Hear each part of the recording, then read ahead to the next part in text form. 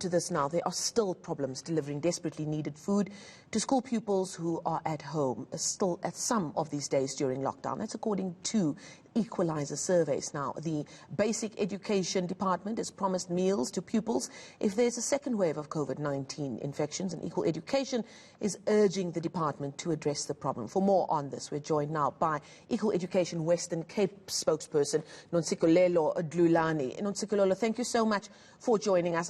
We have been keeping in touch with your organization since the very hard lockdown many months ago, when we became aware that there was a massive issue with the lack of delivery on the National School Nutrition Program to children who needed it most during this difficult time. You ended up going to court, where you were successful in forcing the hand of the Education Department to ensure that the wheels finally turned on that much-needed nutrition program. But it was then your job and other organizations' jobs to monitor the delivery of these promises that had been, or the instructions that were given by the court to the Education Department. Can you update us on how that monitoring situation has gone forward? Where are there still problems in getting food to our most vulnerable? Thank you, and thank you for having us. So as you made it clear that in July this year, we won a victory where the Department of Education was actually given an obligation to feed 9 million learners during this COVID-19 and in South Africa as a whole. So what we've been doing as Equal Education after winning this victory, we've been monitoring in schools. This is true, doing surveys with equalizers.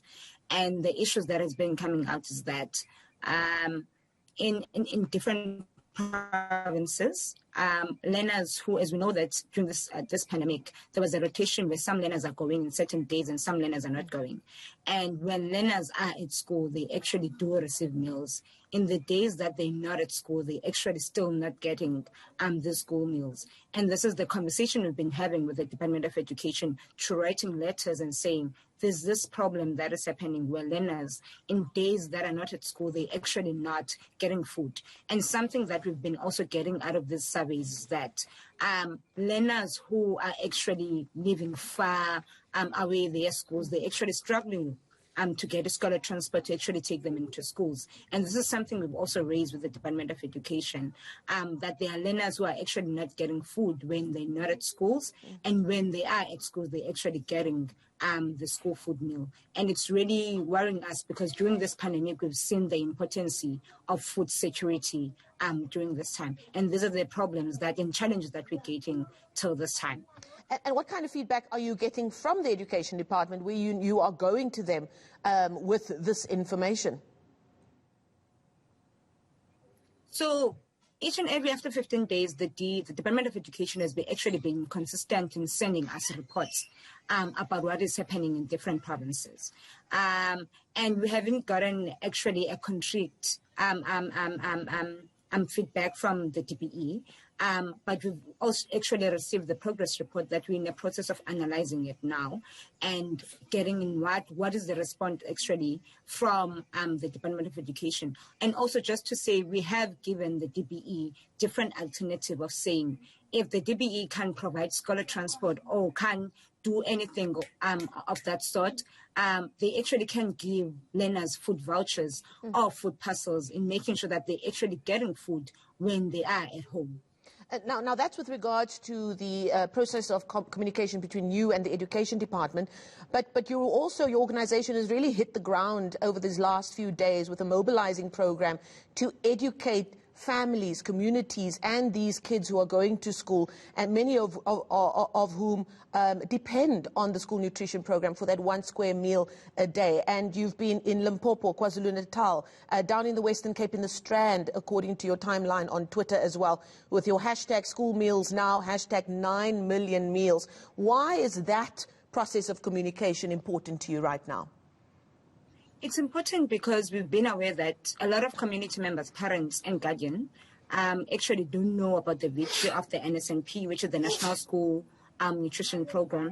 And what we've been doing for the past week is that we've been going in communities and in schools to actually bring awareness into our parents and our community members that even if a learner lives far away from the school they go to, they can actually go to a nearby school to actually receive this food parcel, this food meals.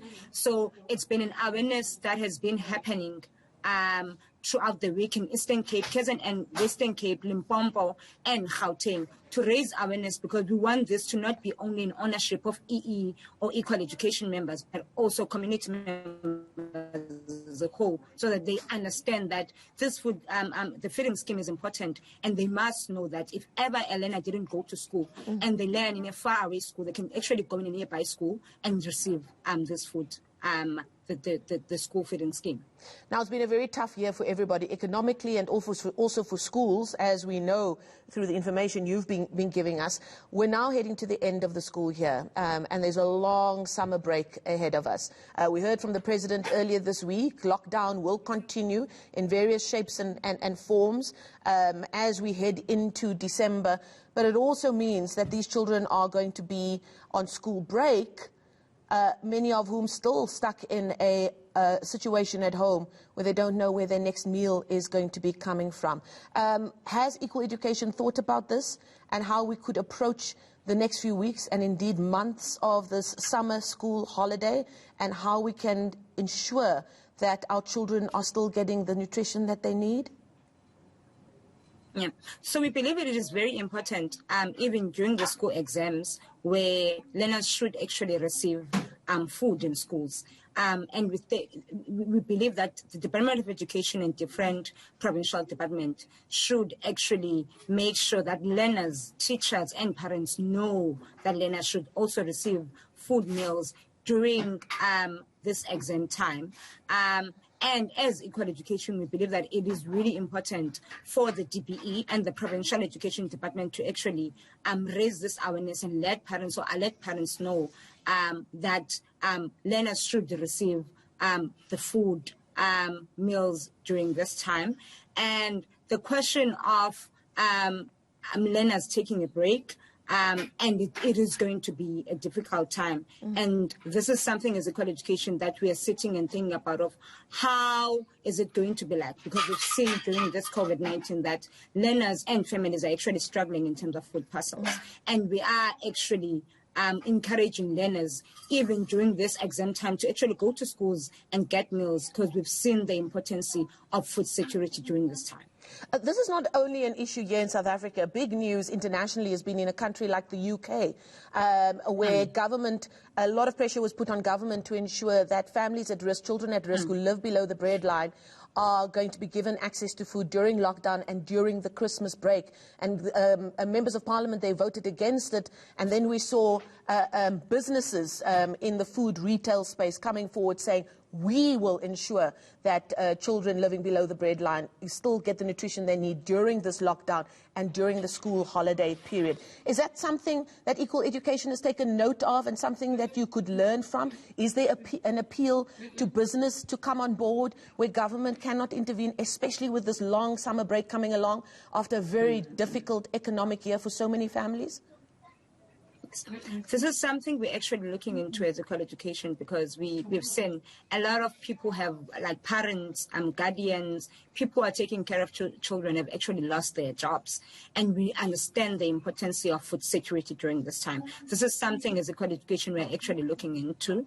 And obviously when we have information and we have a clear direction in it, we will be sharing with the social media and everyone that is part of Equal Education and beyond just Equal Education, because we understand the importance of teaching a hungry child, but beyond that, the importance of people who have lost their job during this pandemic, and actually the need of food during this time.